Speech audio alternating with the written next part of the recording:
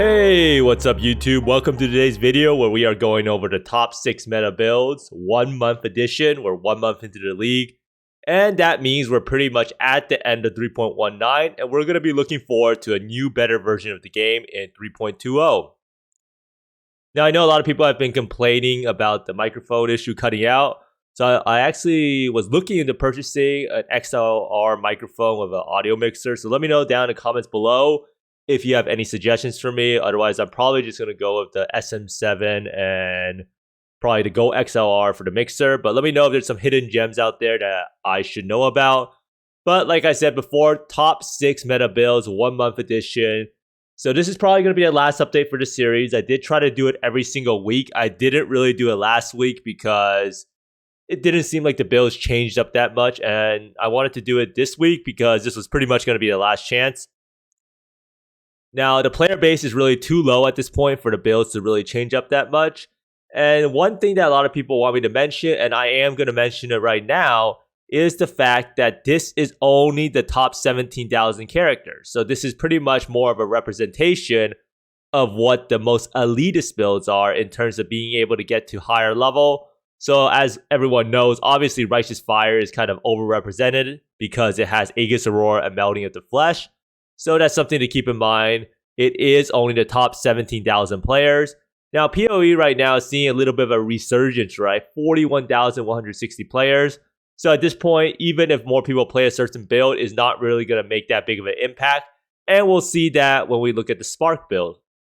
Now, this is another thing that's going to be happening in PoE that will make it pretty much a ghost town very soon, is that the September 26th Wrath of the Lich King Classic actually releases. So I do anticipate that the player base will be taking a big hit. So that's why this is going to be the last video, because there's not going to be any more meaningful changes.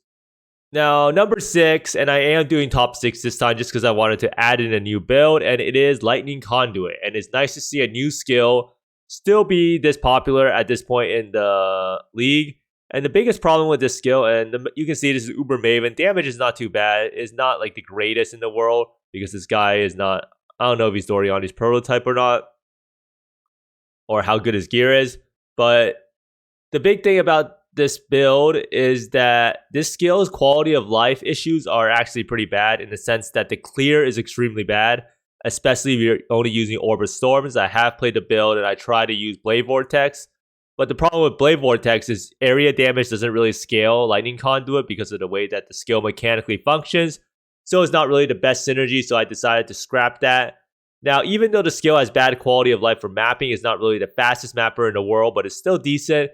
The single target damage really carries the skill pretty hard. So if you're looking for a build that can do the Ubers really easily, and this build can do the Ubers on pretty low level gear, and I do think in the future, I might do a build series of really, really budget Uber boss killers, just for me to personally get better at the Uber bosses for the Gauntlet, and just as a fun concept, because I do know a lot of people try to judge a build by what is capable of doing Uber bosses, even though I personally think that metric is kind of outdated.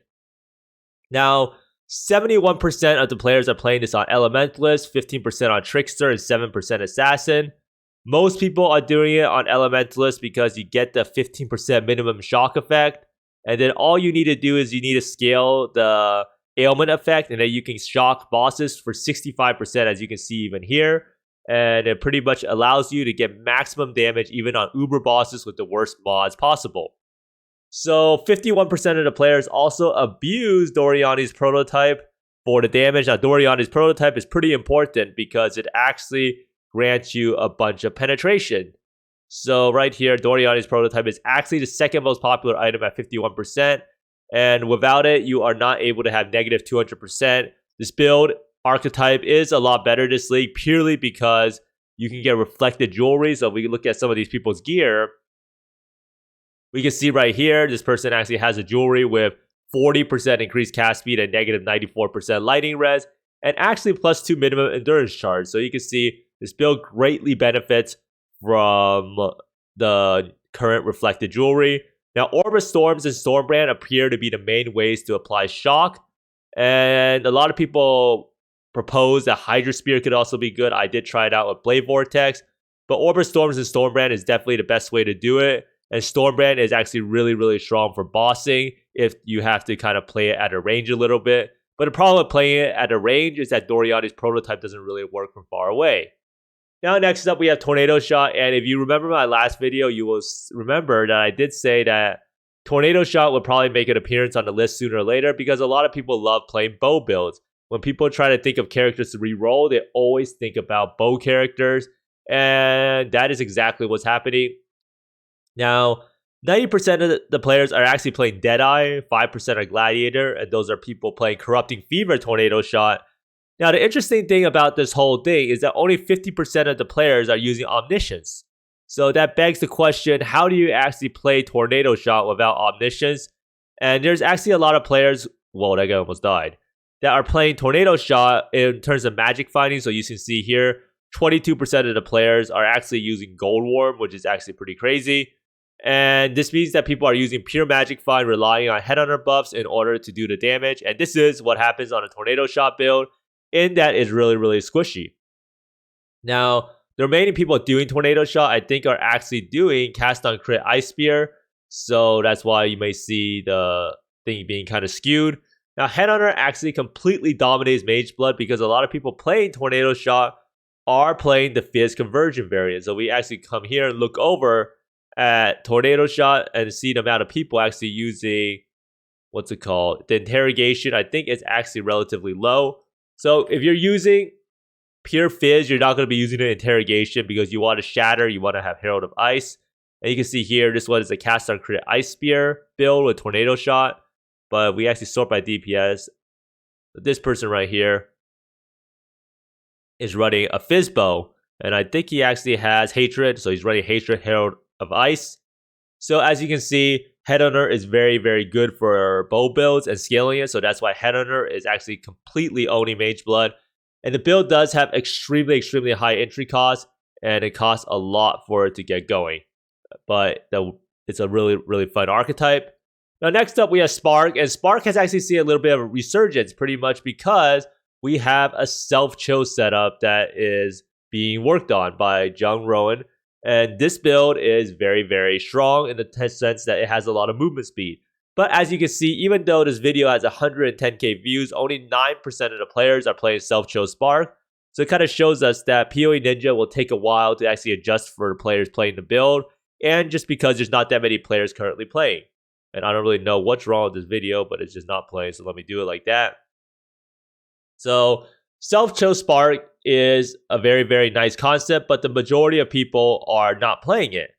But what self-chill Spark does is you use Call of the Void Ring. You reflect the chill onto yourself. So you have 28% chill, but you have the ring called Winter Weave that actually reflects the chill onto you. So it reverses the chill. So you have 30% attack action speed, which is pretty much 30% more damage, 30% more move speed, and 30% more cast speed. So it feels really, really good. Now, 64% of players are playing this on Inquisitor, 21% Occultist, 7% Assassin, and 5% Trickster. Now, most of the people playing this on Assassin Occultist are playing Poison Spark variant. Now, Inquisitor kind of dominates all the Spark ascendancies because it really provides so much value. I think Inquisitor is probably one of the most broken ascendancies at the moment. You get Righteous Fire, the ability to run it. You get innate tankiness. You get the free source of penetration.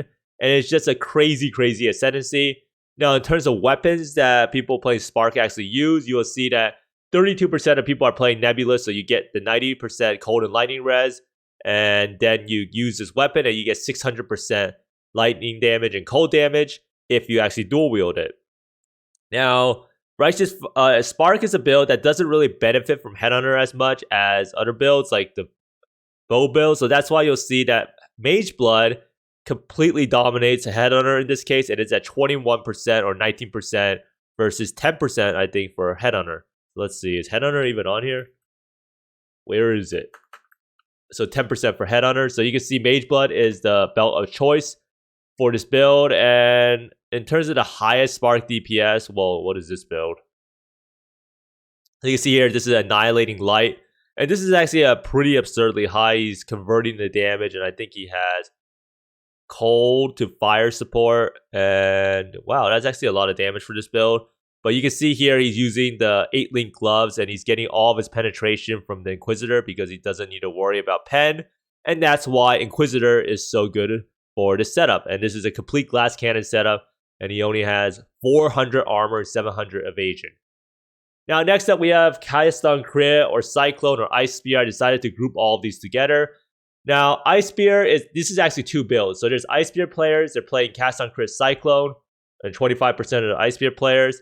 And then the remaining 75% are actually playing Ward Loop. What you see in the video down here is actually Cast on Crit Forbidden Right. Now, for Cast on Crit or Cyclone, the most popular variant is Forbidden Right at 34%. And you can see here, Ice Spear is at 22%. And then you actually have some people playing Cyclone Shockwave. And there is a split between Slayer and Occultist. Now, the Occultist variant is the strength stacking variant of Cyclone Shockwave. So if we actually go look at it over here for Cyclone, and then you see Shockwave, you'll see that it's like 50-50 nearly between Slayer and Occultist. And everyone who's playing Occultist is using Replica Alberon's Warpath. So there is a bit of diversity with Cyclone. There's a lot of different skills. And for people wondering how popular Ward Loop currently is, Ward Loop is actually relatively popular and is pretty much where all of the Ascendants are hiding. They're playing 56% Ascendant on Ward Loop. And you can notice this because they also link it with Creeping Frost for single target or Eye of Winter. And Ward Loop is actually a really, really popular archetype. It kind of gets more popular over time as people use it to boss, and it's just a really, really solid character that pretty much has infinite regen unless you get one-shotted. Now, 61% of the players are actually Occultists on Cyclone due to Forbidden Right and the Strength Stacking build. So this is an archetype that always gets more popular as the league progresses. Everyone loves Caulk, everyone loves Ward Loop, everyone loves these type of builds. And even though they're not the best league starters, they're always a build that people want to reroll into time and time again. Now, for the top two builds are the boring ones, the ones that are popular at league start and pretty much have maintained their popularity throughout the entirety of the league. Now, number two is Righteous Fire and Fire Trap, and this is an Inquisitor only build, except for a few people who want to be hipster on Juggernaut. Now, some Righteous Fire players actually have up to 20 million plus DPS on Fire Trap. However, I kind of ran into an issue when I tried to go on YouTube to search for Uber boss kills in 3.19 for Righteous Fire, and the fact that I wasn't able to find any Uber boss kills. So if you're actually playing Righteous Fire, let me know down below how the Uber bossing actually feels, because according to YouTube, either no one actually likes to upload footage for Righteous Fire or is not really Uber boss capable. But according to Poe.Ninja, Righteous Fire should definitely be able to do all the bosses with 18 mil Fire Trap DPS and 5 mil Righteous Fire. So you pretty much have around 20 mil consistent DPS that has really, really high uptime. Now, 98% of the players are using Legacy of Fury because it applies the Scorch effect, and it also does this explode when you ignite enemies or kill enemies. And then you have 87% on Aegis Aurora and 76% on Melting of the Flesh. Now, this is a build that I'm not really sure exactly how popular it really is, or if it's really popular because it is really tanky. Now, this build is absurdly tanky as it has Aegis Aurora and Melting of the Flesh.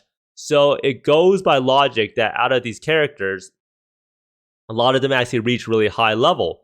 So is Righteous Fire really this popular, or is it also because it is a really tanky build so that Poe.Ninja is skewed because Righteous Fire naturally has a lot of people who hit very high level compared to other builds.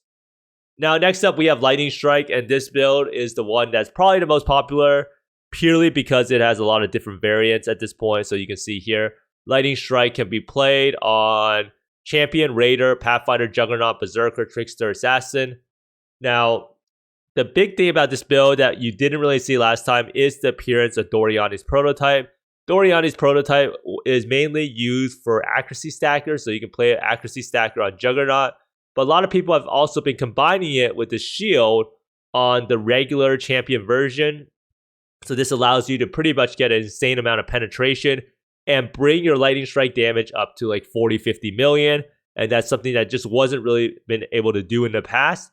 And using this setup actually allows you to get immune to lightning dots, and that's something that's kind of a new revelation. So this is probably the newer part of the Lightning Strike builds that wasn't showing up before.